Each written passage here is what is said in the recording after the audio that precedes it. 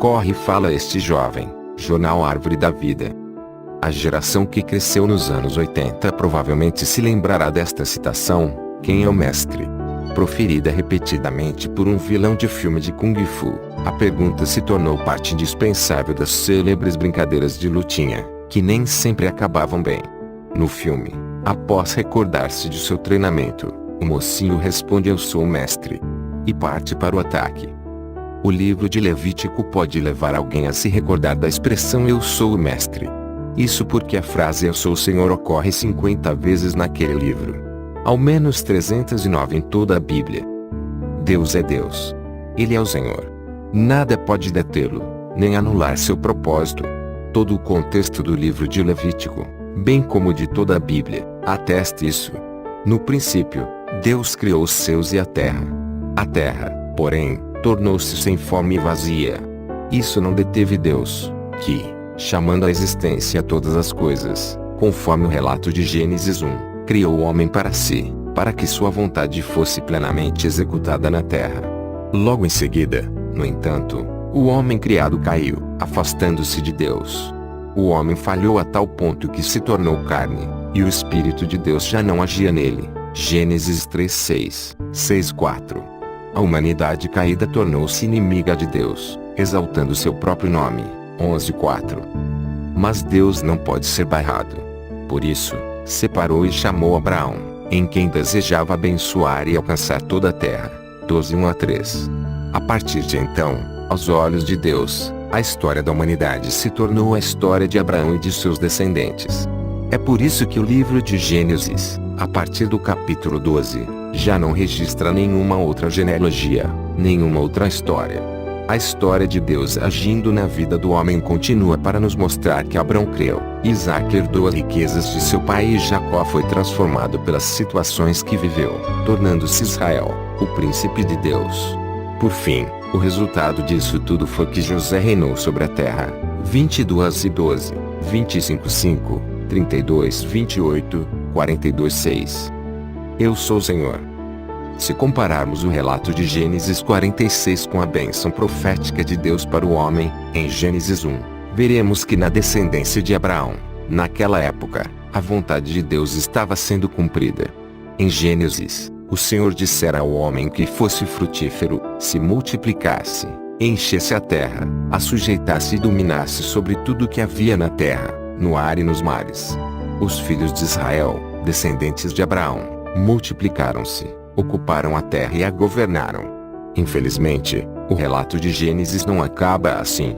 No último versículo do livro, temos José num caixão, no Egito, 50:26.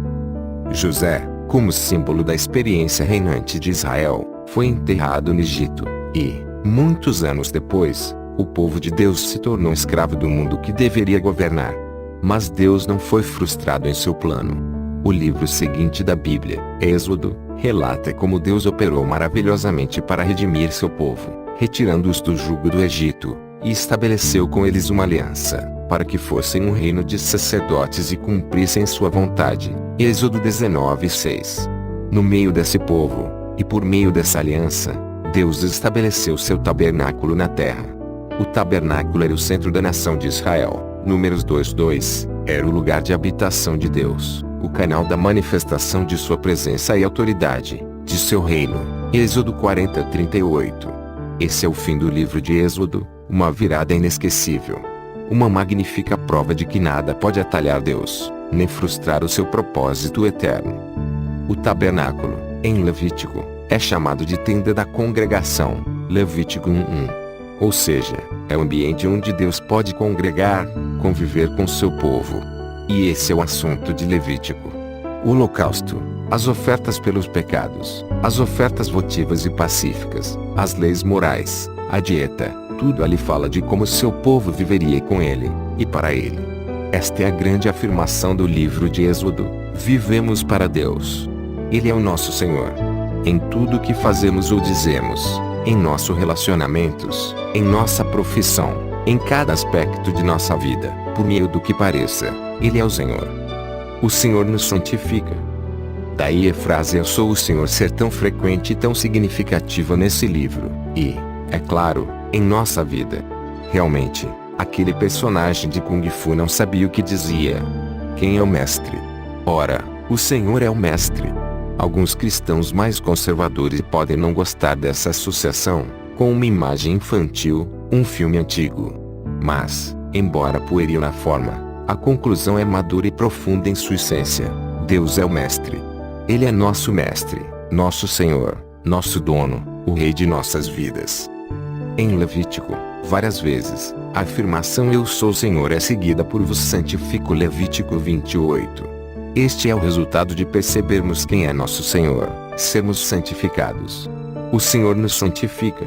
Isto é, quanto mais convivemos com Ele, mais nosso coração se torna inteiramente dele. Ser santo significa ser separado, ser exclusivamente de Deus. Resta, agora, uma pergunta, jovem: quem é o mestre? Na prática, quem é o seu mestre? A comunhão com Deus é o centro da sua vida. Ele realmente é o Senhor das palavras que diariamente saem de sua boca. Se a resposta for negativa, não se desanime. Nada pode barrar o mestre. Nem mesmo um caixão no Egito, nem o mundo inteiro podem barrar a maravilhosa redenção e a perfeita comunhão que Deus preparou de alcançar em você e toda a sua família.